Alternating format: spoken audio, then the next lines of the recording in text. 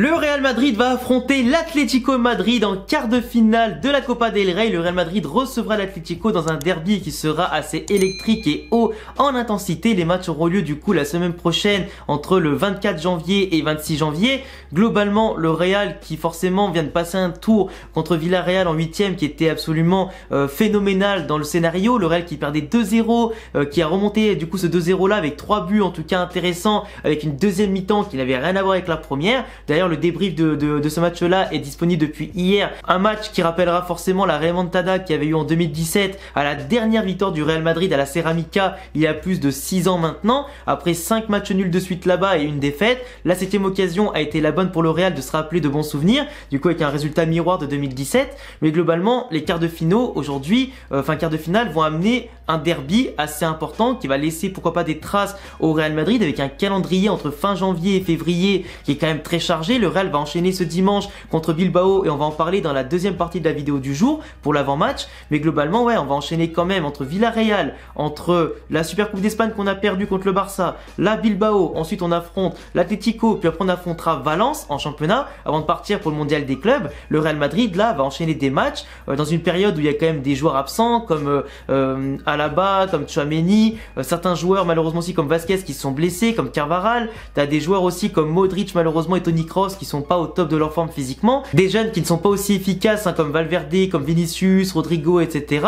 mais qui tentent petit à petit à se reprendre. T'as des joueurs catastrophiques comme Mendy et Rudiger aussi. Donc en tout cas aujourd'hui on a un effectif qui n'est pas au top de sa forme, qui a quand même réussi une remontada spectaculaire qui peut-être fera du bien niveau confiance et dans toutes les têtes, en espérant que pourquoi pas la spirale négative de résultats s'arrête maintenant, qu'on retrouve non seulement la confiance, le mental mais aussi du jeu, car c'est avant tout par là que passeront les victoires, ça passera par le jeu, le fait de retrouver les individualités autant que le collectif à son maximum. Mais en tout cas on savait globalement qu'on allait avoir un gros adversaire dès les quarts de finale, parce que là sur les 8 qualifiés t'avais quand même du lourd. T'as aussi Barça Real Sociedad, t'as aussi Osasuna contre le FC Séville et t'as aussi Valence contre Athletic Bilbao. Donc dans tous les cas t'allais avoir que du lourd, à part Osasuna parce qu'ils avaient éliminé le Betis Séville, donc ça aurait pu être le Betis pour un derby sévillan. T'aurais pu vraiment avoir dans tous les cas un gros adversaire. Donc forcément aujourd'hui ce qu'il faut c'est que dans tous les cas pour aller au bout c'est remporter la victoire. Mais comme je l'ai dit, après une belle remontada comme on a fait contre Villarreal, c'est hors de question d'aller au bout de la de pas aller au bout de la Copa del Rey. Il reste encore du coup le derby en quart de finale pour aller ensuite en demi-finale contre l'un des potentiels vainqueurs des autres quarts de finaux. Donc ça veut dire qu'il te reste encore ce match-là, les allers-retours de la demi et après la finale. 4 matchs potentiellement pour remporter un trophée. Trophée qui te manque depuis déjà de nombreuses années, depuis la dernière qu'on a remportée en 2014 avec Ancelotti. Surtout que là, ce serait la 20e et ce serait quand même plutôt symbolique de la remporter. Déjà aussi pour sauver la saison, ne pas faire une saison blanche, ce serait quand même intéressant. Et aussi remettre la main sur un trophée qui nous manque depuis pas mal de temps. Il faudrait quand même aussi commencer à gagner plus de Copa del Rey qu'autre chose, parce que le Barça en a quand même 12 de plus. C'est pas le trophée le plus important du monde entre la Ligue des Champions ou la Liga, mais c'est quand même un trophée symbolique. C'est quand même la Coupe d'Espagne à ne pas négliger, ne pas sous-estimer. Mais si on connaît l'histoire du Real avec la Copa, il y a beaucoup de fois où ils prennent le match à la légère, où en général l'adversaire joue sa vie et élimine le Real dans les 90 minutes ou au tir au but ou en prolongation. Le Real qui perd souvent des fois de manière désastreuse dans cette compétition, et on pensait que ce serait le cas déjà hier contre Villarreal. Finalement ça n'a pas été le cas. Donc autant se sentir chanceux, autant se dire que maintenant il faut jouer à fond du début jusqu'à la fin et que les joueurs doivent se ressaisir et porter les cuissons le plus haut possible. Donc maintenant que la Copa del Rey est véritablement lancé entre guillemets à partir des quarts de finale, où là le lourd va vraiment commencer à chaque tour, on n'aura pas le temps de se reposer ni rien. Maintenant faut aller au bout.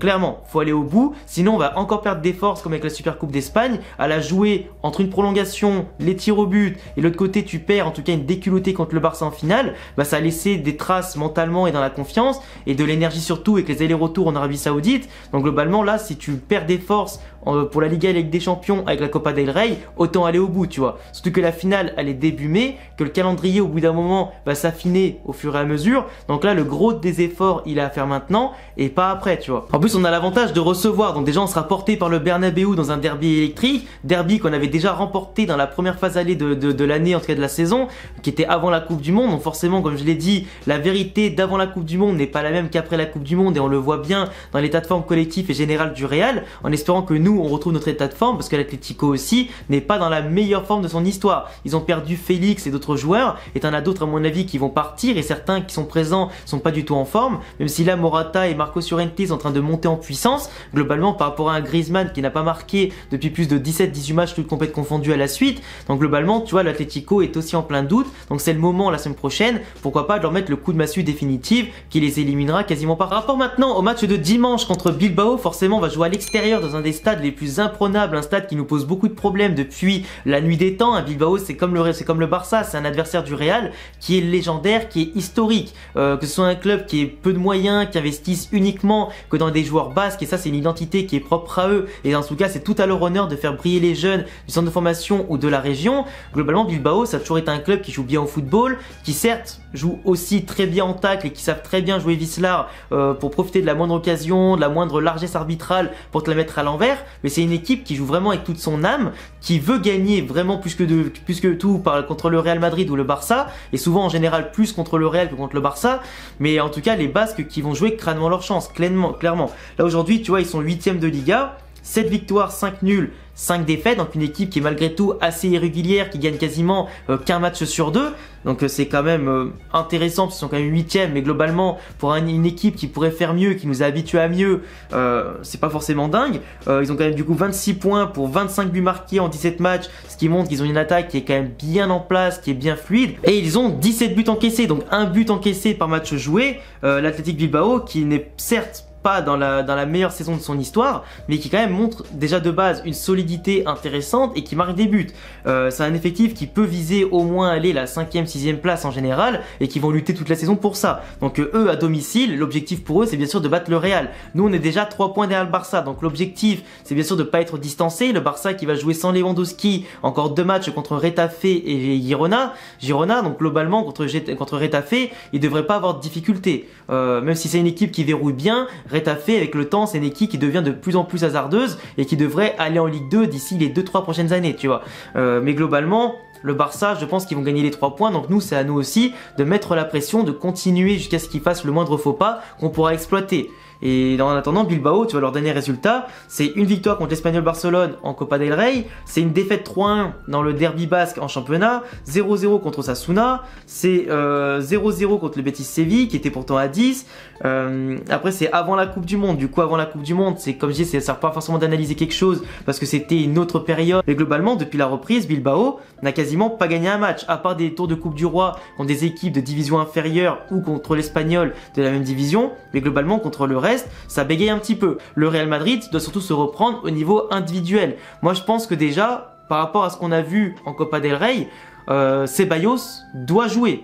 Ceballos doit jouer titulaire. Toni Kroos doit aller à un moment donné se reposer sur le banc, parce que là, si Ceballos il est remplaçant avec la prestation en une mi-temps qu'il a fait contre Villarreal, même en moins d'une mi-temps, là franchement le mérite et la justice, elle n'existe plus au Real Madrid. On sait qu'Ancelotti et Zidane, c'est à peu près les mêmes, ils sont très conservateurs, ils font souvent confiance aux mêmes, mais là quand tu vois qu'il y a des entrants comme Asensio et Ceballos qui ont vraiment donné le meilleur en 30-40 minutes et qui t'ont renversé la vapeur et sauvé le cul aussi provisoirement, globalement tu dois leur faire confiance pour le match d'après. Camavinga, il a montré aussi que malgré qu'il ait pris un jaune en première mi-temps, qu'on pouvait lui faire confiance car ça a été aussi un des meilleurs sur le terrain. Donc en l'absence de Tchouaméni, Camavinga et Ceballos doivent jouer et aussi potentiellement Asensio devant. Rodrigo, je pense qu'il va payer un petit peu son attitude aussi nonchalante et le fait qu'il ait pas serré la main d'Ancelotti et la petite pique qu'ils ont eu tous les deux justement pour s'expliquer à propos de ça à sa sortie contre Villarreal. Asensio qui est rentré, qui a été décisif, donc pour moi il devrait être titulaire à droite.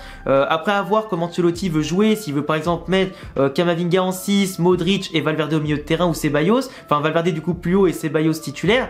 Donc globalement ça devrait plutôt être ça, donc peut-être Valverde titulaire et pas Asensio devant. Ce qui serait peut-être logique aussi, hein, vu que Modric s'est reposé, c'est pour être titulaire contre Bilbao dans une pelouse en tout cas compliquée. Vinicius sera titulaire forcément parce qu'en plus il a marqué, peut-être il se reprend un petit peu. Il a aussi pas mal aidé notamment à la construction du 3e but contre Villarreal, donc globalement il a montré qu'il pouvait monter en puissance petit à petit avec le temps de jeu et le rythme qu'il reprend. Benzema, Benzema, il a pas marqué contre Villarreal, mais globalement, il a fait l'action décisive avec le centre de Ceballos, il met la tête, le gardien repousse, c'est Militao qui la pousse. Donc globalement, Benzema, de toute façon, il est indispensable quoi qu'il arrive, même si en ce moment, il rate quasiment 8 ou 9 passes sur 10, globalement, il reste toujours indispensable. Parce qu'un Benzema en forme, globalement, on est inarrêtable. Par contre, le problème des latéraux, là, faudra vraiment penser à ne pas mettre Nacho, qui a clairement été dépassé contre Villarreal, titulaire encore une fois contre Bilbao. Nacho, il est meilleur dans l'axe et largement meilleur qu'un Rudiger.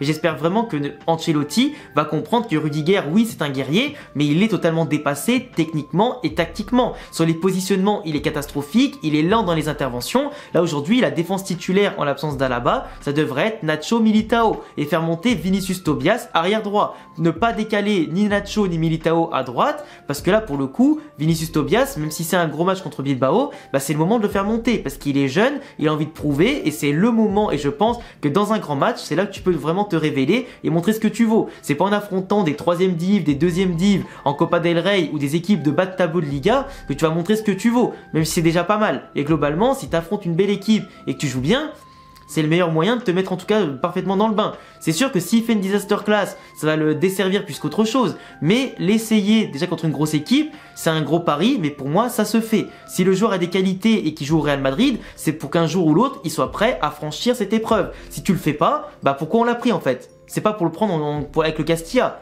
globalement. On soit d'accord. Après arrière gauche, Ferland Mendy, il a intérêt de se reprendre, mais il a de la chance surtout de ne pas avoir de concurrent et qu'Alaba soit pas là, parce qu'en ce moment, il est vraiment catastrophique. Et pour moi, les clés du match, vraiment par rapport à Bilbao, ça va être déjà de retrouver la stabilité défensive qu'on a encore une fois pas vu contre Villarreal et encore moins contre le Barça, retrouver un placement, une solidarité, une équipe qui soit bien resserrée, qui soit une forteresse imprenable, qu'on devrait être normalement en étant le Real Madrid, retrouver ce côté construction qu'on a retrouvé en deuxième mi-temps contre Villarreal où ça jouait à 1-2 touches de balle, ça attaquait, ça n'arrêtait pas, ça courait, même les attaquants revenaient courir en tout cas pour revenir défendre. Donc globalement c'est ça qu'on veut voir au Real Madrid, pas par minute ou par action, mais en tout temps. Donc globalement c'est ça, solidité, milieu de terrain qui soit impactant, qui va mettre de l'impact physique parce que Bilbao en face ils vont pas rigoler, et globalement aussi le Real doit retrouver cette domination technique qu'on n'a plus depuis un petit moment, et surtout retrouver l'efficacité par rapport à Benzema qu'on devra mettre dans les bonnes conditions, par rapport à Vinicius qu'on doit trouver dans les bonnes conditions si celui-ci est décidé à jouer intelligemment et pas refaire le Vinicius de 2019, et l'autre côté bah, Valverde s'il reprend un peu la pegada comme on dit, le tir qui le caractérise si bien et tout ça, et son intensité, globalement on devrait gagner contre Bilbao, parce que là c'est l'objectif, c'est les 3 points. Bilbao, faut profiter du fait qu'il soit pas encore au top du top, même si en général les équipes jouent le match de leur vie contre le Real, c'est maintenant ou jamais, tu vois. Surtout que là avec la période comme je disais qui va être chargée, gagner des matchs et à gagner des matchs en faisant tourner l'effectif et que ça marche, bah globalement ça met dans l'ambiance tout le monde, les joueurs peuvent se reposer et tourner, être toujours aussi en tout cas dans une spirale de résultats positive. C'est exactement ce qu'il nous faut avant la Ligue des Champions, avant le Mondial des clubs et les autres tours de Coupe du Roi. Enfin bref, moi si je fais un petit pronostic, je dirais pourquoi pas aller un 2-1 ou un 3-1 pour le Real Madrid à Bilbao. Ça va être compliqué, mais je sais qu'on est capable de le faire. J'ai confiance en cet effectif-là. J'ai confiance aux jeunes, j'ai confiance aux cadres. Mais vraiment, Dani Ceballos titulaire, s'il te plaît Ancelotti, je te demande que ça. Globalement, je vous laisserai vous abonner et cocher la cloche les amis si vous aimez le Real, le football espagnol, etc. Je vous laisserai également me follow sur Insta, sur TikTok, sur Twitch et Twitter, tous les liens en description. J'attends vos pronostics et vos avis sur ce match-là et aussi sur le tirage de Copa del Rey. Et à bientôt pour une prochaine vidéo. Ciao!